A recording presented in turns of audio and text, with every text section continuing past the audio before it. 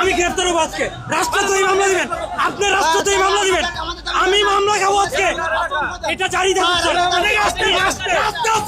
আওয়ামী লীগের কর্মীদের প্রশিক্ষণ দিচ্ছেন এমন অভিযোগ মেজর সাদিক নামে একজন সেনা কর্মকর্তার বিরুদ্ধে। বিস্তারিত জানাচ্ছেন শেখ ফরিদ। আওয়ামী লীগ এবং ছাত্রলীগের 400 ক্যাডারকে প্রশিক্ষণ দেওয়ার ষড়যন্ত্রের ঘটনায় 16 জনকে গ্রেপ্তার করেছে আইন শৃঙ্খলা রক্ষাকারী বাহিনী। বলা হচ্ছে যে প্রশিক্ষণের মূল দায়িত্বে ছিলেন সেনাবাহিনীতে কর্মরত মেজর সাদিকুল হক সাদেক। হঠাৎ করে গণমাধ্যমের এ ধরনের আচরণ আপনাদের কি মনে হয়, কি বার্তা দিচ্ছে? হাওয়া সম্ভবত কোনো একটা দিক পরিবর্তন করে ফেলেছে, হয়তো বা গণেশ উল্টা। দর্শক, দেশ পূর্বার দূরে কিংবা কাছে যারা এই মুহূর্তে দেখছেন, আশা করি সবাই ভালোই আছেন। দর্শক, নতুন একটা ভিডিওতে আপনাকে স্বাগতম। দর্শক মণ্ডলী, মাঠে নেমেছে আবারও ছাত্র জনতা। জুলাইয়ের গণ অভ্যুত্থানে যে ছাত্রদের আহত হয়েছিল তাদের নাকি চিকিৎসা হইতেছে না, এই জন্য আবারও তারা মাঠে নেমেছে। দর্শক, এদিকে আবার আওয়ামী লীগের 400 জন ক্যাডারকে একজন সেনা সদস্য সে তাদেরকে প্রশিক্ষণ দিয়েছে।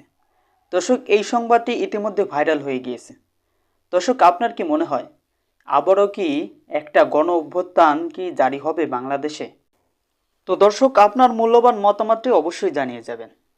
আপনি কি চান এবং আপনিও কি চান যে বাংলাদেশে আবারও একটি গণ অভ্যুত্থান জারি হোক? তাহলে অবশ্যই কমেন্ট বক্সে জানিয়ে যান। তো দর্শক, আমি আর কথা বাড়াবো না, চলুন সেই কাঙ্ক্ষিত ভিডিওগুলি দেখে আসি। তবে তার আগে বলবো, যারা এখনও আমাদের চ্যানেলটিকে সাবস্ক্রাইব করেননি অবশ্যই চ্যানেলটিকে সাবস্ক্রাইব করে রাখবেন, আর যারা সাবস্ক্রাইব করে রেখেছেন তাদেরকে অসংখ্য ধন্যবাদ। তো চলুন একটা লাইক দিয়ে আমরা বিস্তারিত ভিডিও দেখে আসি। গ্রেফতার হবো আজকে। রাষ্ট্রদ্রোহী মামলা দিবেন, আপনি রাষ্ট্রদ্রোহী মামলা দিবেন, আমি মামলা খাবো আজকে। এটা জারি থাকছে।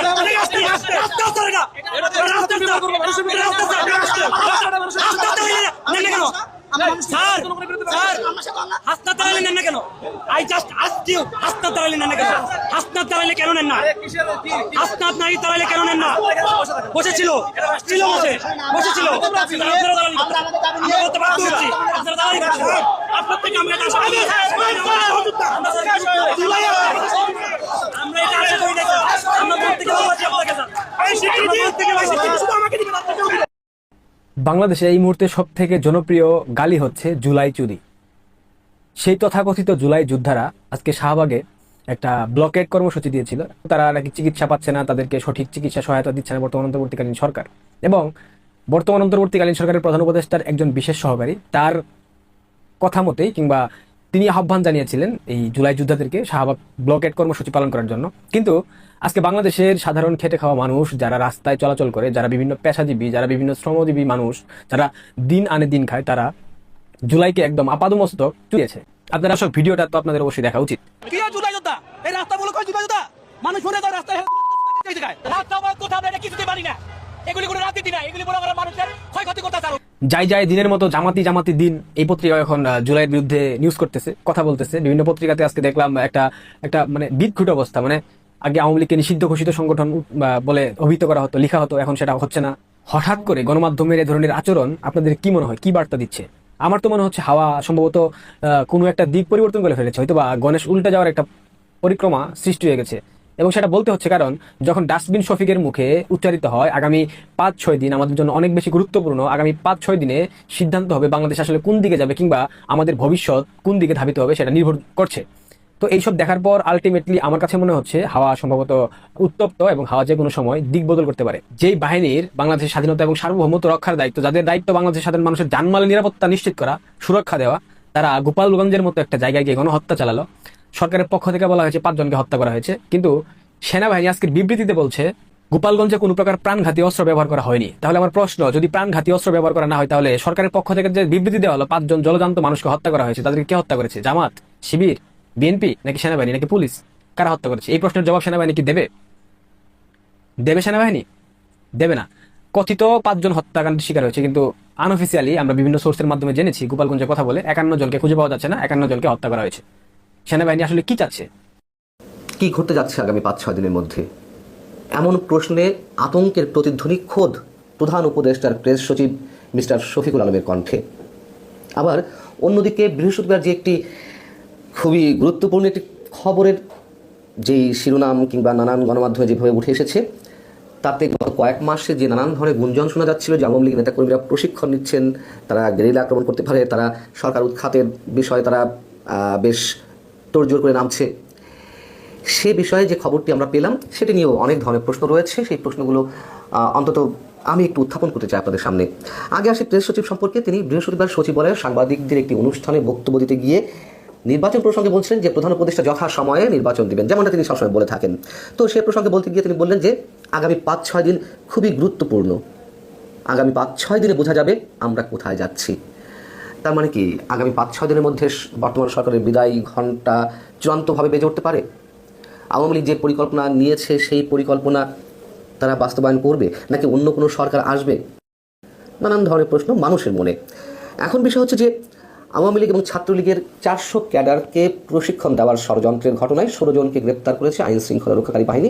এটি সব গণমাধ্যমে এসেছে এবং বলা হচ্ছে যে প্রশিক্ষণের মূল দায়িত্বে ছিলেন সেনাবাহিনীতে কর্মরত, স্টিল তিনি কাজ করছেন, মেজর সাদিকুল হক সাদেক।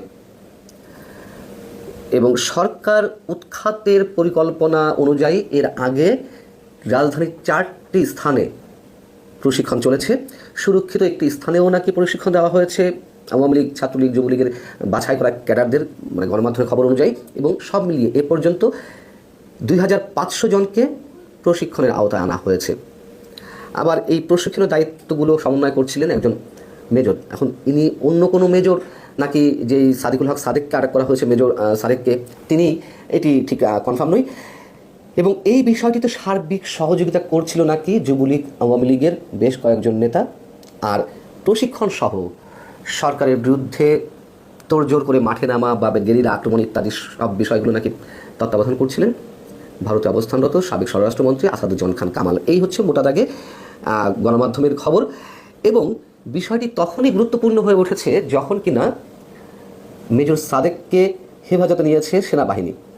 একই সঙ্গে তাকে জিজ্ঞাসাবাদ করা হচ্ছে। এই তথ্যটি স্বীকার করে নিয়েছেন বা নিজের মুখে বলেছেন সেনা সদরের মিলিটারি অপারেশনস পরিদপ্তরের পরিচালক ব্রিগেডিয়ার জেনারেল মোহাম্মদ নাজিমুদ্দৌলা।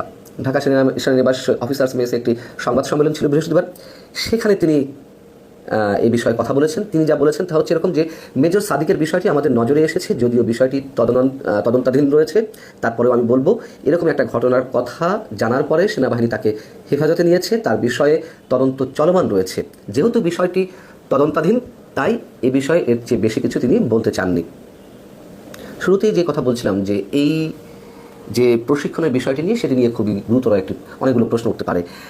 প্রথম প্রশ্ন হচ্ছে যে আমি বলছি না যে এগুলো একেবারে গুজব বা গুঞ্জন আকারে একেবারে উড়িয়েও দিচ্ছি না, আবার সত্যতা কতখানি সেটা নিয়েও প্রশ্ন উঠতে পারে। প্রথম প্রশ্ন হচ্ছে যে সেনাবাহিনীতে কর্মরত একজন মেজর পদের একজন ব্যক্তিকেই কেন প্রশিক্ষণ দিতে হচ্ছিল? মানে এর চেয়ে আরও ভয়ঙ্কর কোনো প্রশিক্ষণ, গেরিলা আক্রমণের জন্য প্রশিক্ষণ, ট্রেনিং, এগুলো কি দেওয়ার মতন সাবেক কোনো সেনা কর্মকর্তা নেই বা অন্য কোনো ব্যক্তি নেই যে চাকরিতে থাকা অবস্থাতেই একজন মেজর গোপনে আওয়ামী লীগের নেতাকর্মীদের গেরিলা আক্রমণ শেখাচ্ছেন, কীভাবে করতে হয় না করতে হয়? এটি খুবই যৌক্তিক একটি প্রশ্ন আমার মনে হয়। এবং এর সাথে আরও যেই প্রশ্নগুলো উঠতে পারে, এই যে 16 জনকে আটক করা হলো, এমনি 5 আগস্ট অভ্যুত্থানের 1 বছর পূর্তি উপলক্ষে সরকার নানান ধরনের চাপে রয়েছে, এক ধরনের আতঙ্কে রয়েছে।